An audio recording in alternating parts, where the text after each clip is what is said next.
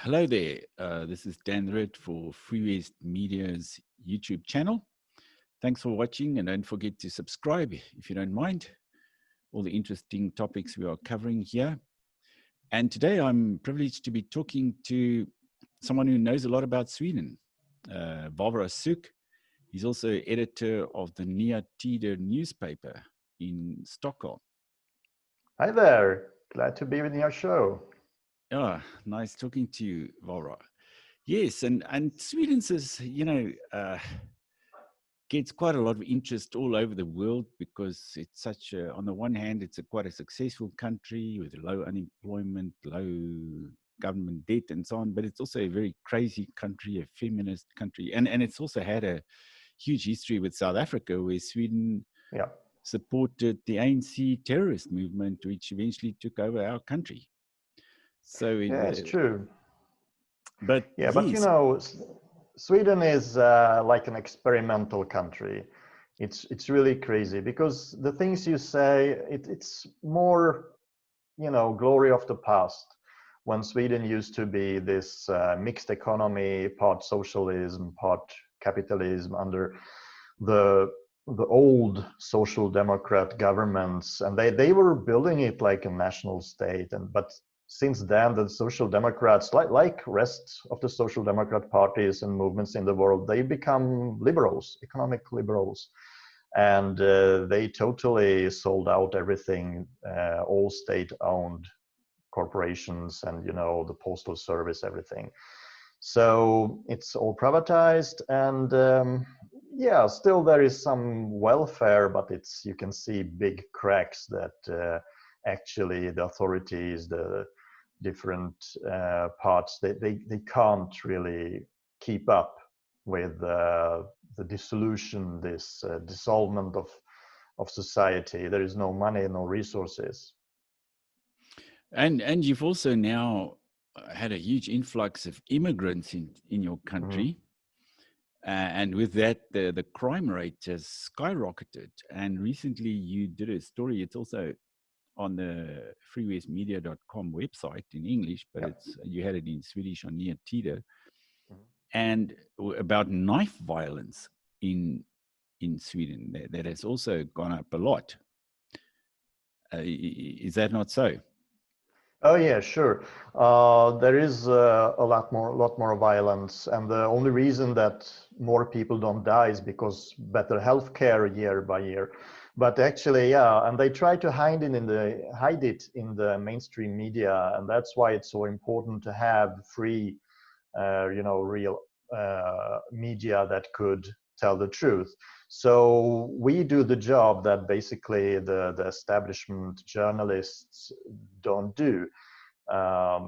We ask the questions, and we can also find, for this example, it's really how they cut and paste in an interview. Actually, the criminologist, when we called him, he told exactly this. They cut and paste my quotes to fit their agenda. And this was about, yes, knife violence. It has been growing now 7 years in a row, every year more violence. And they asked this guy what his thoughts are about it and what's the reason. And they aired that it's because of racism and xenophobia. And so the racism and the xenophobia are causing the knife violence. That's what the TV wanted the audience to think and to understand from his quotes. But he said they put it out of my context. He said that the immigrants are hugely overrepresented in this violence, and it's usually about gangs, robberies, narcotics trade. And he says that actually this creates also xenophobia among the Swedish population, but the crime, the violence comes mainly from the immigrant side. So they totally distorted what he was trying to communicate. Yes, maybe just for background, I can mention that, until very recently, Sweden was a very low crime country. I think you only have about 45 murders per year or something. You used to It have was about, very low, yeah. yeah, whereas we, in South Africa, we've got about 45 murders in a police district or even more in a Yeah, year. We've got yeah, it's totally crazy, 20,000 yeah. murders in a year. So this is like a complete jungle compared to Yeah, but Sweden. we're getting there But you slowly, are getting, yeah. step by step. We're getting there because we're getting all these people. And, really, I've been traveling through the Middle East, visiting Syria, etc. I've been visiting African countries. I must say that we get the worst kind of people, the jihadis, the people who don't want to contribute to their society. They're seeking easy life on welfare and some benefits.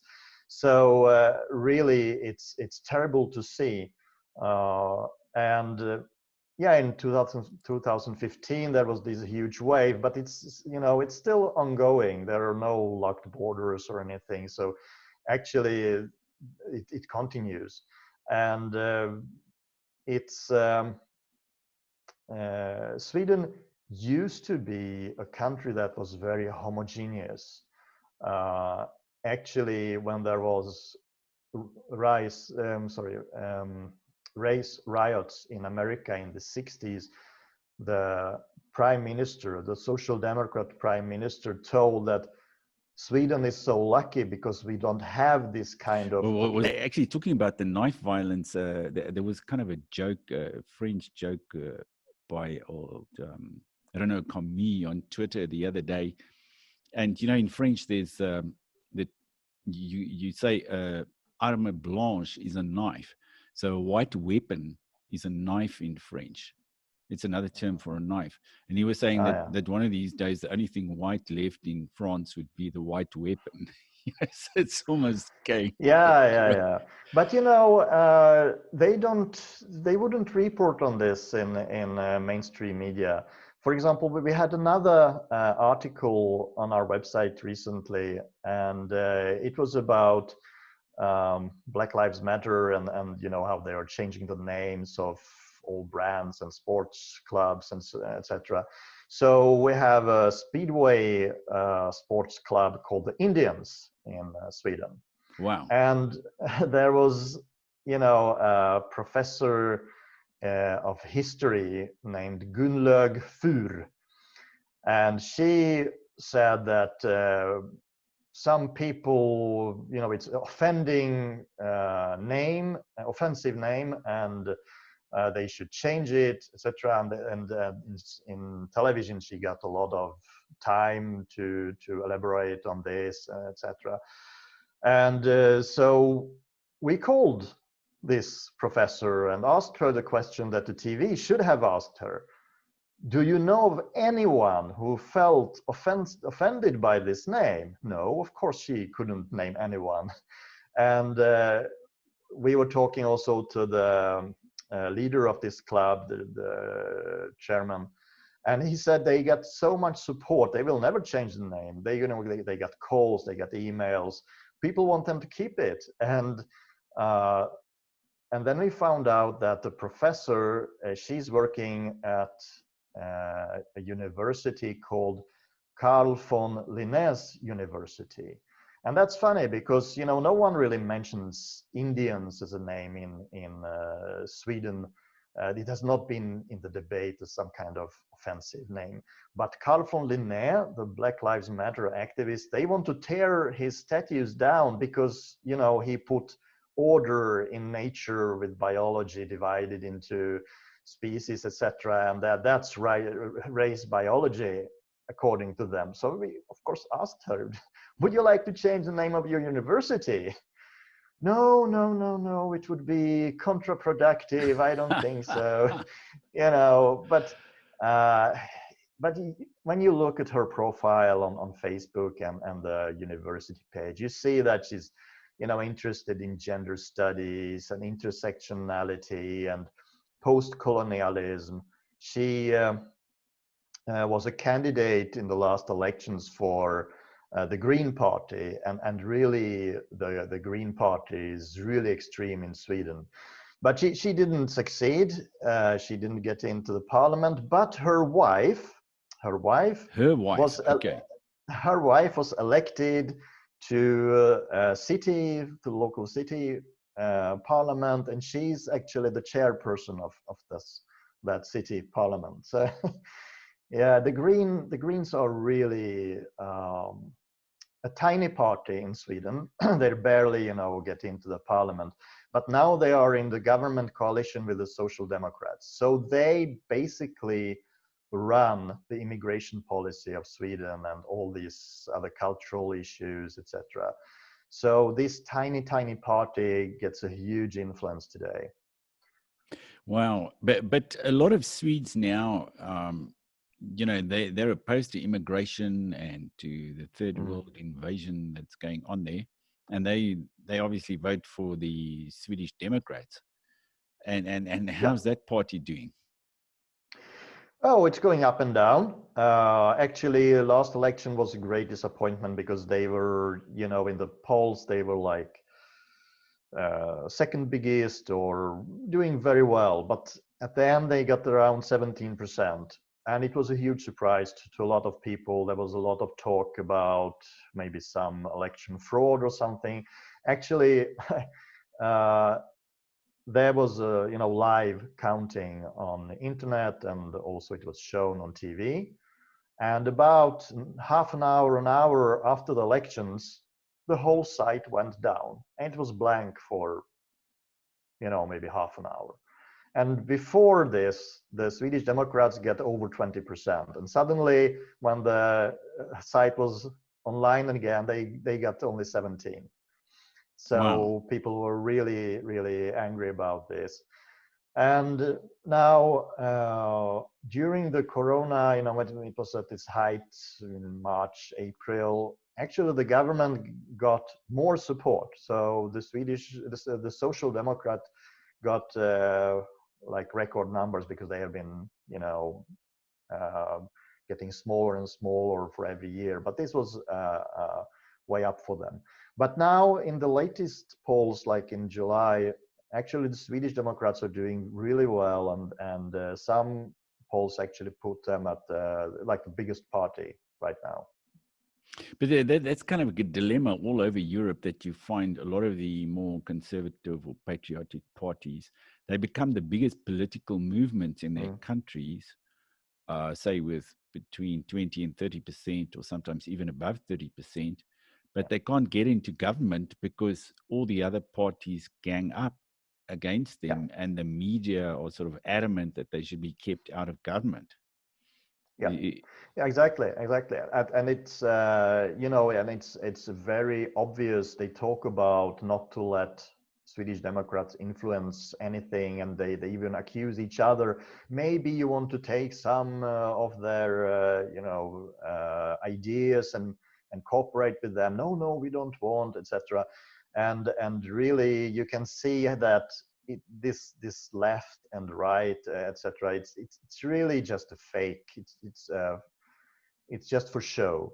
So it's a theater to make people think that there is actually some choice, but in all the main topics, the important issues, they are all the same. So the real opposition is these alternative movements, these nationalist or so-called populist movements. So it's not about right and left anymore. It's about people against the establishment. That's basically everything evolves around that.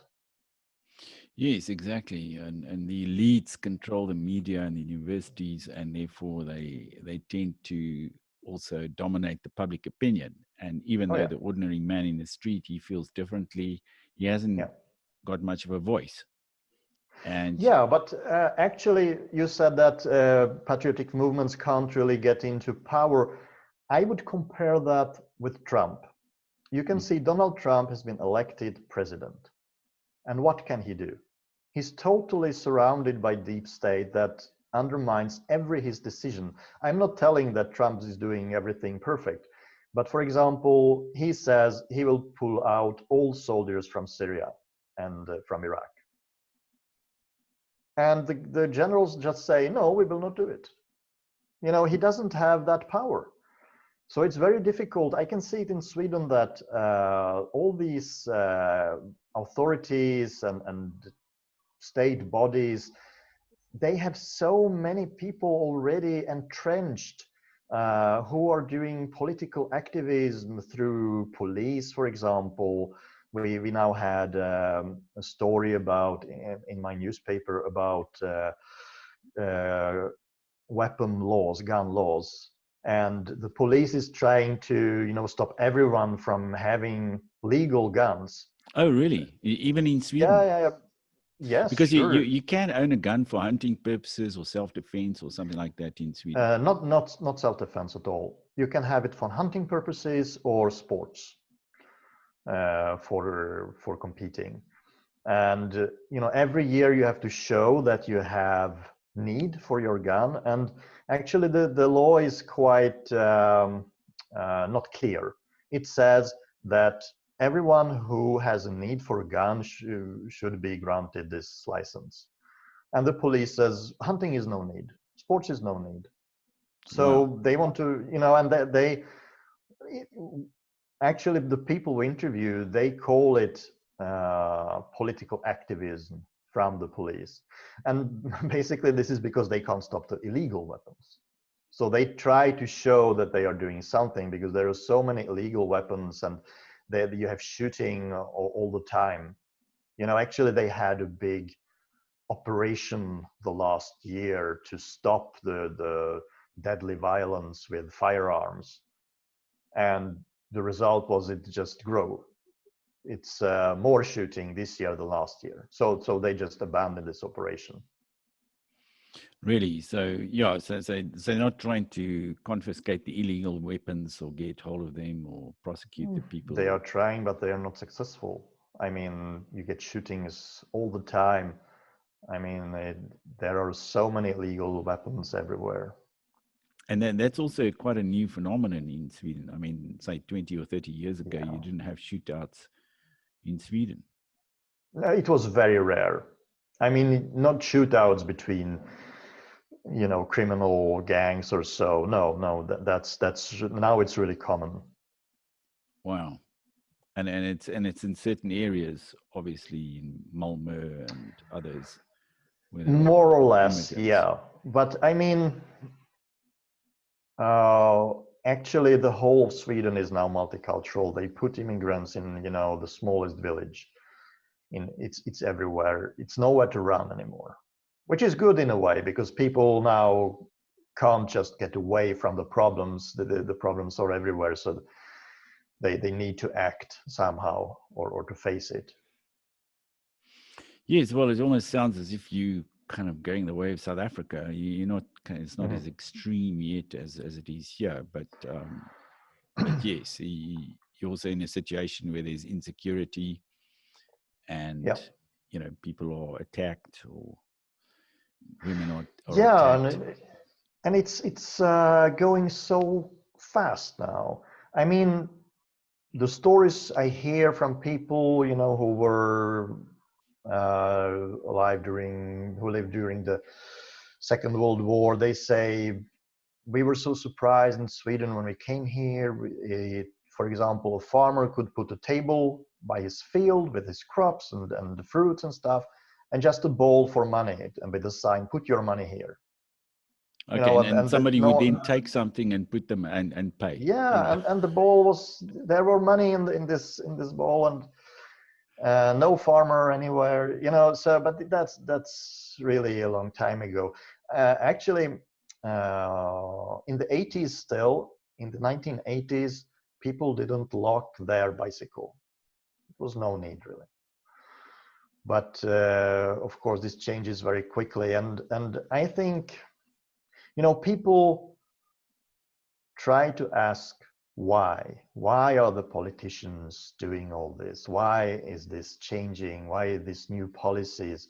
Why does the Social Democrat Party change so much from building this people's home as a national state to this really globalist, open for all. I mean, one example, the main daily newspaper had a big like opinion piece about Swedish people are having too few children. There is not enough children to support all generations. Was Nigeria, that the Doggins Nater or what?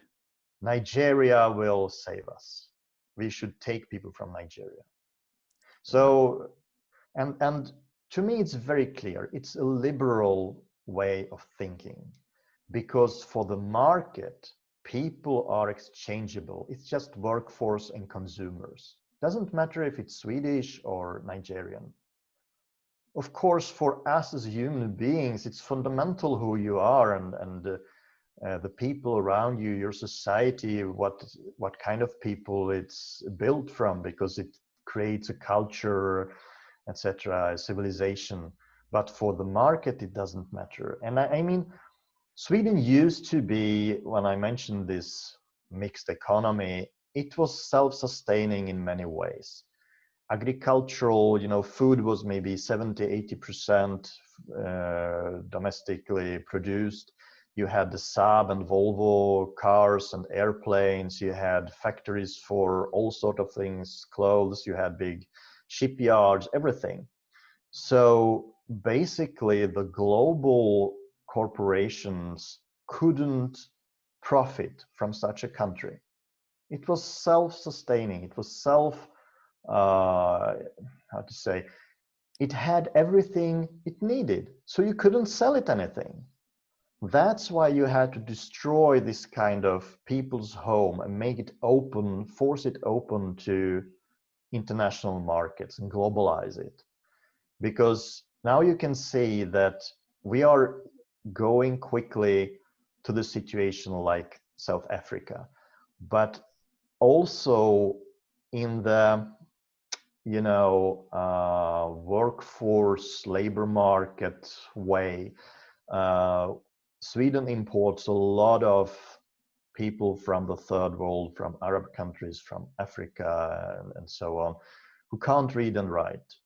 I've read articles about, teachers of Swedish for immigrants. They say it's not that we need to teach them Swedish only. We had to teach them how to read and write. And it's very difficult because they don't even understand the meaning of symbols, like an arrow, or they don't know the clock. It's really ignorant people. And so the government would say, all right, let's create easy jobs for them, like copying papers or picking garbage, or very, very easy work. But then you're creating a society as you have in South Africa, where there is a big portion of the population who live in poverty, who can't get anywhere in their life. And the people who have the resources, they live behind bars, behind barbed wire and electric fences. That's what we are creating in Sweden. I can see it. They're already building gated communities in Sweden. Wow. And it was unheard of. Okay. It was unheard of, so we are getting there. And that's what the people in power, because they are wealthy, they think that they would like to have, this gardener, this cook, this cleaner lady, everything, this nanny.